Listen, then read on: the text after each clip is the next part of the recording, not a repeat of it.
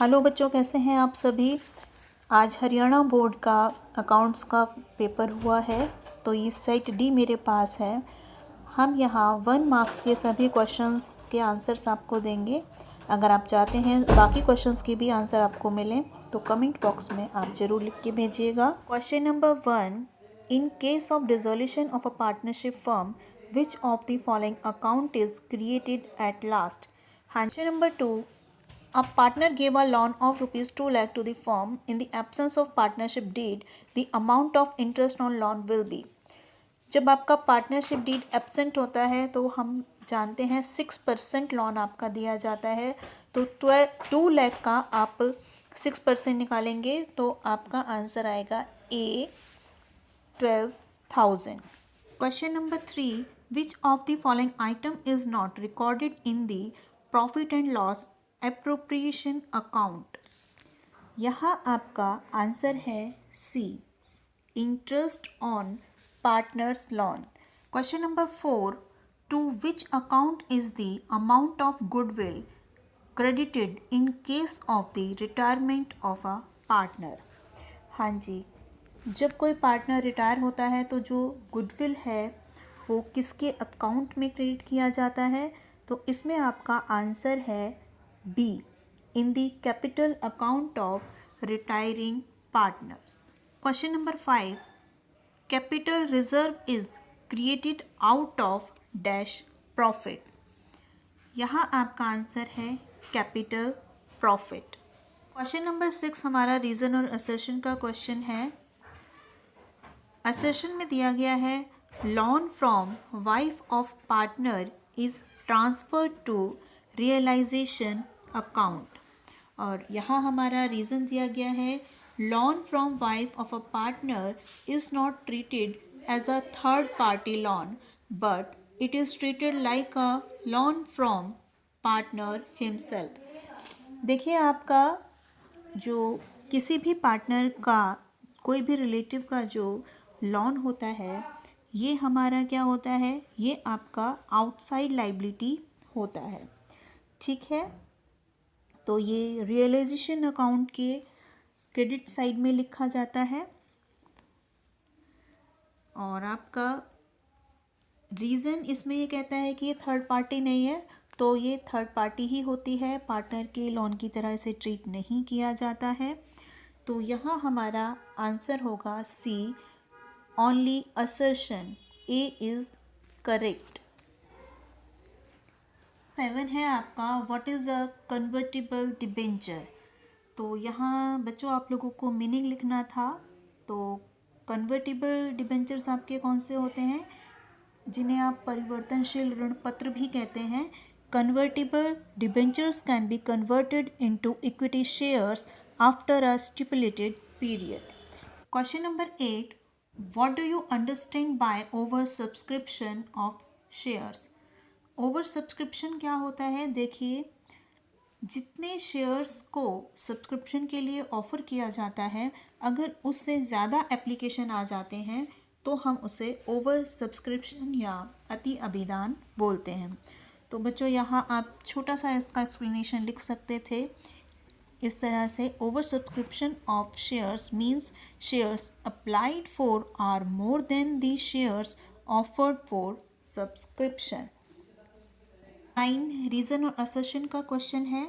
Assertion में आपको दिया गया है revaluation account is made when new partner is admitted. हाँ जी, देखिए, रिवोल्यूशन अकाउंट आपका एडमिशन के टाइम पे भी, रिटायरमेंट के टाइम पे भी बनाया जाता है, तो ये हमारा सही है। रीज़न हमारा दिया गया है consent of all partners is required for the admission of a new partner.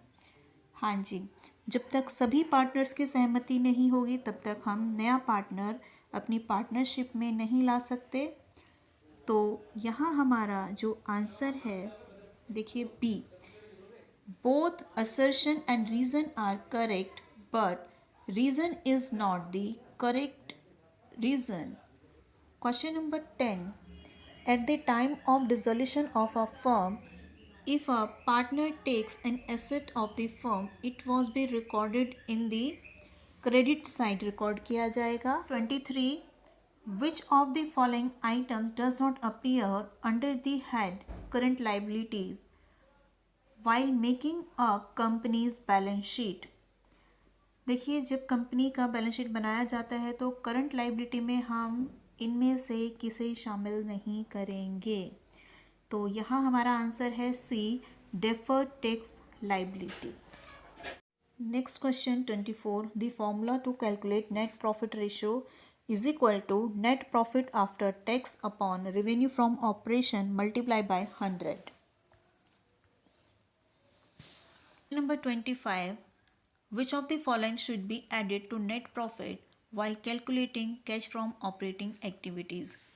देखिए, नेट प्रॉफिट में आपका cash from operating activities calculate करने के लिए हम डेप्रिशिएशन एक्सपेंडिचर ऐड करते हैं या फिर उसके बाद डिक्रीज़ इन करंट एसेट या इंक्रीज इन करंट लाइबिलिटी, ये हम ऐड करते हैं।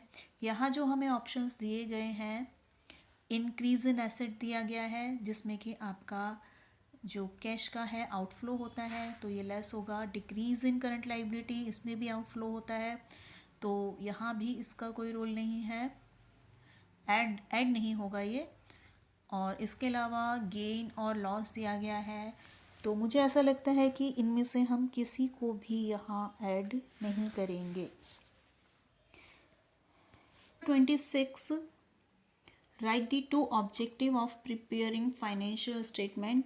तो यहाँ कोई भी फाइनेंशियल स्टेटमेंट के 2 ऑब्जेक्टिव का ओनली हेडिंग्स आप लिख सकते थे, जैसे कि आप सिंपली लिख सकते हैं to provide financial data on economic resources, या फिर आप लिख सकते हैं to provide information about cash flow to investors and creditors. इस तरह से कोई भी 2 जो आपको पॉइंट आते हैं ऑब्जेक्टिव के, आप लिख सकते हैं। 7, रीज़न और असेशन का क्वेश्चन है। यहाँ असेशन में आपको स्टेटमेंट दिया गया है, the biggest drawback of liquidity ratio is that these are open to window dressing.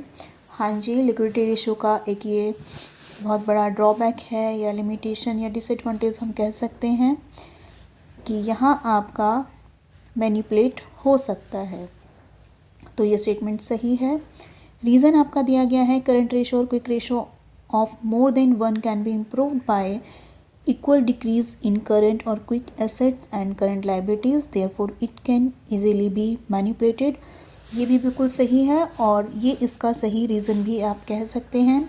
तो ए ऑप्शन हमारा यहाँ करेक्ट होगा। Both assertion and reason are correct and reason is the correct reason of assertion. तो यहाँ आपके 1 marks के सभी questions के आंसर दे दिए गए हैं। अगर आप पूरे पेपर का सॉल्यूशन चाहते हैं तो कमेंट बॉक्स में लिख के भेजिएगा, आपको सभी क्वेश्चंस का सॉल्यूशन दिया जाएगा। All the best for your next exam.